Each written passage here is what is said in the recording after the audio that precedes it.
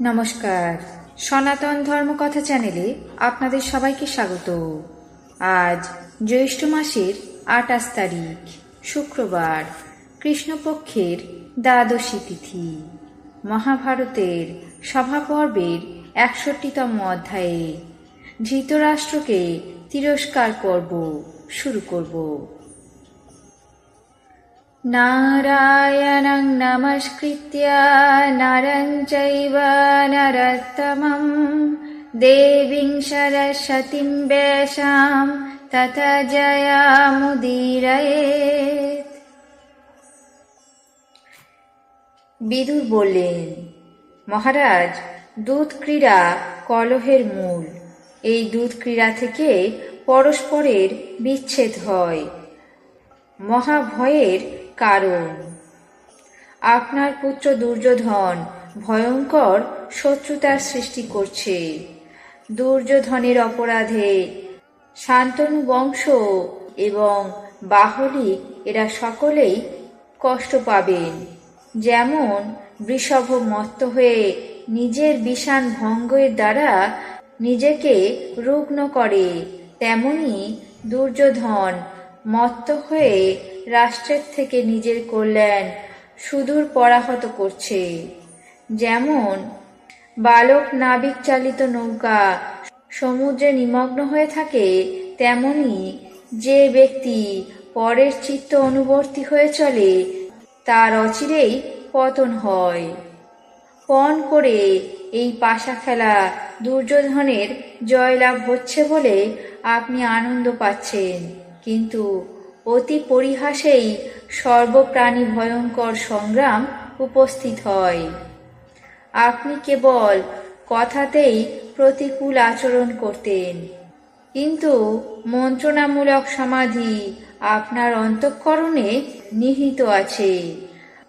আসলেই পরম বন্ধু যুধিষ্ঠিরের সঙ্গে কলহ করাই আপনার অভিপ্রেত কাজ, তাতে কোনো সন্দেহ নেই। হে তাতশ্রী ভীষ্ম, আপনারা কৌরবদের পরিহাস বাক্য শুনুন, কিন্তু মোহবশত প্রজ্বলিত আগুনে পতিত হবেন না। যখন অজাতশত্রু যুধিষ্ঠির এই পাশা খেলা করছেন, তখন ভীম, অর্জুন, নকুল, সহদেব এদের মধ্যে কেউই এই ব্যাপারে কোনো প্রশ্ন করবেন না।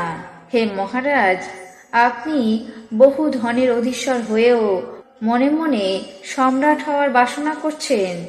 যদি বহু ধন সম্পন্ন পাণ্ডবদেরকে জয় করেন, তাহলেই বা তাদের ধন নিয়ে আপনাদের কি হবে? বরং এখন পাণ্ডবদেরকে লাভ করুন। শকুনির পাশা খেলা জানি, সে দুধ ক্রীড়ায় কপটতা জানে। অতএব তিনি এখনই নিজের স্থানে গমন করুক। মহাবীর পাণ্ডবদের সঙ্গে যুদ্ধের মতো ঘটনা ঘটাবেন না। দুর্যোধন বললেন, মহামন্ত্রী, আপনি ধৃতরাষ্ট্রপুত্রদের নিন্দা এবং তার শত্রুদের গুণকীর্তন করে নিজেকে প্রশংসিত করে থাকেন। আপনি কাদের প্রতি অনুরক্ত তা আমরা বিশেষভাবে জানি। আপনি আমাদের বালকের মতো সর্বদাই অবমাননা করে থাকেন। লোকের নিন্দা এবং প্রশংসার ভাবভঙ্গি তার মনের অবস্থা বুঝিয়ে দেয়। আপনার জিহ্বাই আপনার মনের প্রতিকূল ভাব প্রকাশ করছে। আপনি আমাদের পক্ষে থেকেও শত্রুদের হিত চিন্তা করছেন। লোকে কি ভাতৃহন্তা ব্যক্তিকে পাপী বলে না?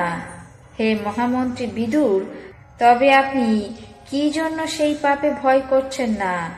আমরা শত্রুগণকে জয় করে মহৎ ফল লাভ করেছি। আপনি আমাদের পুরুষত্ব শেখাতে আসবেন না। আপনি সর্বদাই আমাদের শত্রুদের আত্মীয়তা করতে বাসনা করেন এবং মোহবশত আমাদেরকেই নিন্দা করে থাকেন। লোকে অযোগ্য বাক্য প্রয়োগের দ্বারা অন্যের শত্রু হয়ে ওঠে। দেখুন, শত্রুর কাছে অনেক গোপন তত্ত্ব গোপন রাখাই কর্তব্য। অতএব হে নির্লজ্জ মহামন্ত্রী, আপনি আমাদের আশ্রিত হয়েও কি কারণে সেই বিষয়ে আমাদের সঙ্গে বিরুদ্ধ আচরণে প্রবৃত্ত হয়েছেন? আজ মহাভারতের সভা পর্বের ৬১তম অধ্যায়ে ধৃতরাষ্ট্রকে তিরস্কার পর্ব এখানেই শেষ করছি। বাকি অংশ আগামী পর্বে পাঠ করে শোনাব।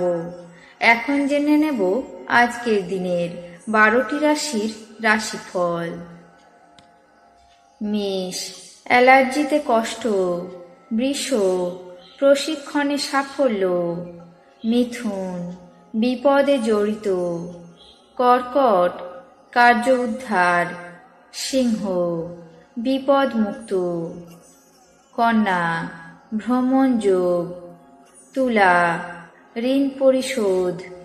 বৃশ্চিক, পথে বিপদ। ধনু, সর্প ভয়। মকর, সহকারী বিবাদ।